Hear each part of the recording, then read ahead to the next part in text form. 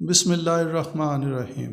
السلام علیکم دوستو، آج کا ہمارا موضوع انتہائی مختلف اور منفرد نوعیت کا ہے۔ بڑی محنت اور غور و خوض کے بعد اس موضوع کا چناؤ کیا گیا ہے۔ آج تحریک آزادی ہند کے حوالے سے ایک ایسی ان سنی اور ان کہی سچی رودات کو بیان کریں گے جو ظلم و ستم کی ایک الگ مثال ہے۔ دوستوں، مسلمانوں نے آزاد وطن کے حصول کے لیے جتنی قربانیاں دی ہیں، شاید ہی کسی قوم نے آزادی کے لیے اتنی قربانیاں دی ہوں۔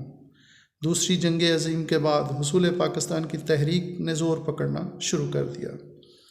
لے کے رہیں گے پاکستان، بٹ کے رہے گا ہندوستان کا نعرہ پورے ہندوستان میں گونجنے لگا۔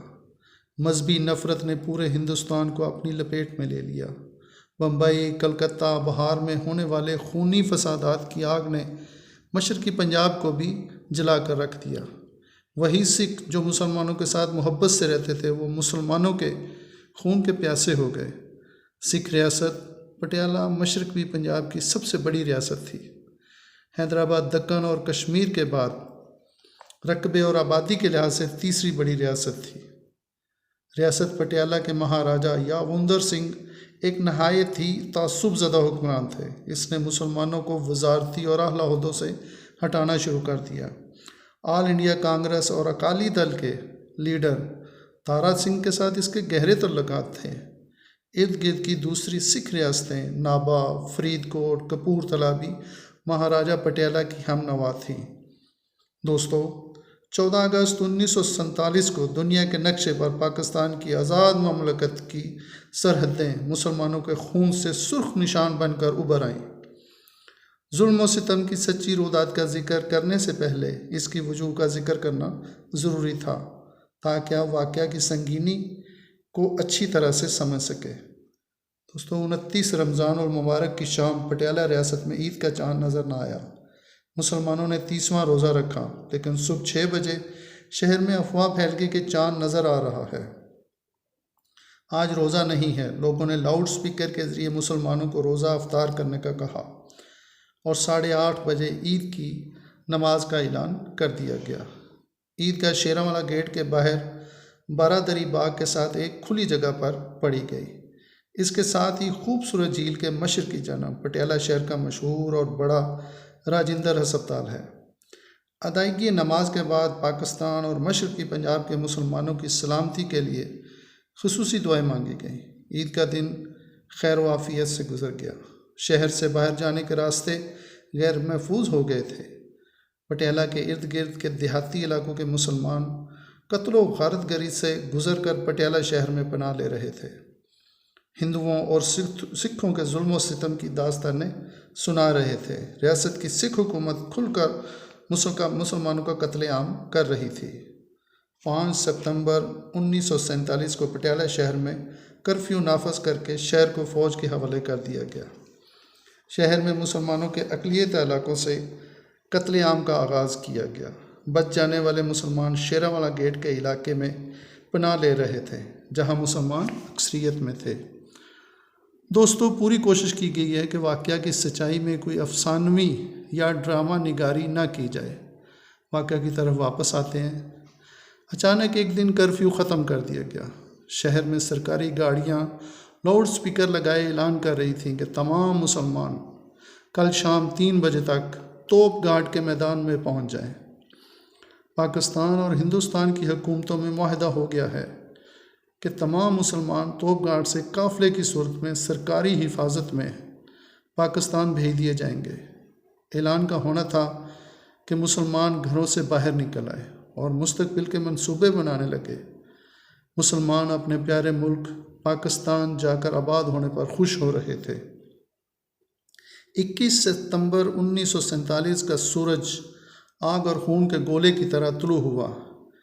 علاقے کے تمام مسلمان اپنا مختصر سامان باندھ کر توپ گھاٹ کے میدان میں پہنچ چکے تھے۔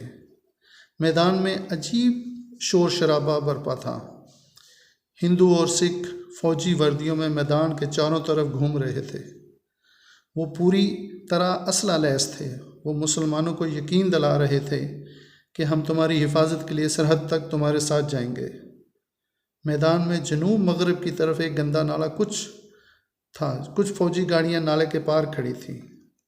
فوجی آہستہ آہستہ میدان سے غائب ہونے لگے۔ 5 بجے میدان کے مشرقی کونے سے سکھوں کا ایک جتھا نمودار ہوا اور اس نے ست سری اکال کا نعرہ لگایا۔ دوستو، یہ ایک اشارہ تھا، بلکہ یوں کہیے ظلم و ستم کی روداد کا آغاز ہوا تھا۔ مارٹر گن کا گولا تھا جو میدان کے عین درمیان میں آ کر پھٹا۔ مسلمانوں پر قیامت ٹوٹ پڑی۔ میدان کے چاروں طرف سے گولیاں چلنے لگیں۔ مارٹر گن کے گولوں نے میدان میں قیامت سرخہ برپا کر رکھی تھی۔ میدان کے چاروں طرف سے مشین گن کی گولیاں برس رہی تھیں۔ جس کا جدھر منہ آیا بھاگ رہا تھا۔ بچے ماں باپ سے بچھڑ چکے تھے، بیویاں شوہروں سے، جوان لڑکیاں اپنے گھر والوں سے الگ ہو گئی تھیں۔ حشر کا سماں تھا۔ مشین گنوں کی گولیاں کسی کو میدان سے نکلنے کا موقع نہیں دے رہی تھی۔ مارٹر گن کے گولے جسموں کو ٹکڑے ٹکڑے کر رہے تھے۔ مشین گنیں میدان کے چاروں طرف اونچی جگہ پر نصب کی گئی تھیں۔ افراتفری میں بھاگنے میں ناکامی کے بعد ہر کوئی زمین پر لیٹ کر لاشوں میں پناہ لینے کی کوشش کر رہا تھا۔ چیخوں اور آہوں سے آسمان کانپ رہا تھا۔ خوفناک دھماکوں میں کسی کو کسی کی پکار سنائی نہیں دے رہی تھی۔ میدان کے شمال کی جانب ایک کونے کی بڑی مسجد میں مسلمان بھاگ بھاگ کر پناہ لے رہے تھے۔ سورج اس خونین منظر کی تاب نہ لا کر گہرے بادلوں میں اپنا منہ چھپا چکا تھا۔ 6 بجے مارٹن گولوں کی آواز بند ہو گئی، لیکن مشین گنیں اور رائفلیں اب بھی گولیاں برسا رہی تھیں۔ ظلم تھا کہ رک نہیں رہا تھا۔ سکھوں کے ایک اور جتھے نے زوردار نعرہ لگایا۔ دوستو، یہ دوسرا اشارہ تھا۔ مشین گنوں اور رائفلوں کے فائر بند ہو گئے۔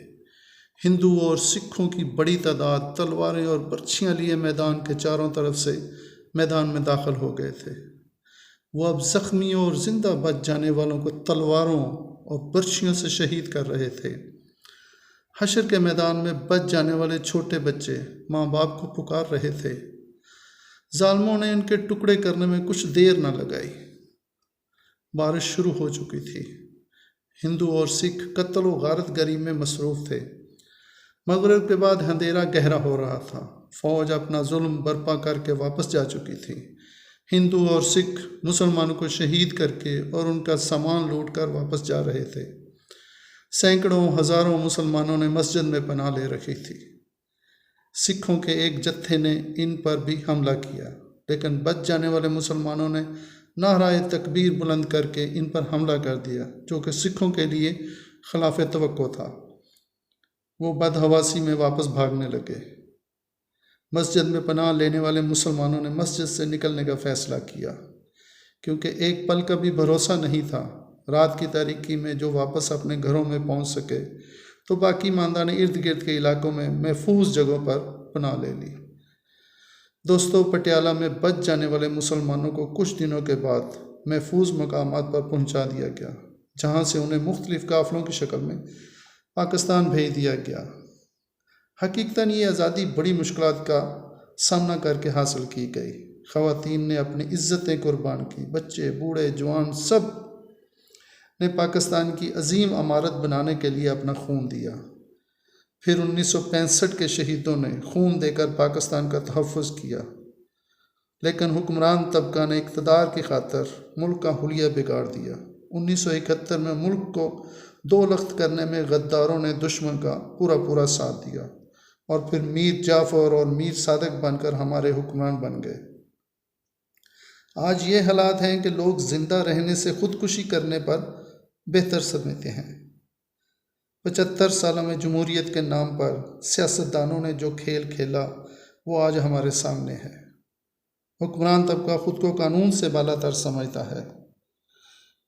خدا مملکت پاکستان کی عوام کو روشنی اور ہدایت فرمائے۔ انشاءاللہ ہم ہوش میں آئیں گے۔ اللہ آپ کا حامی و ناصر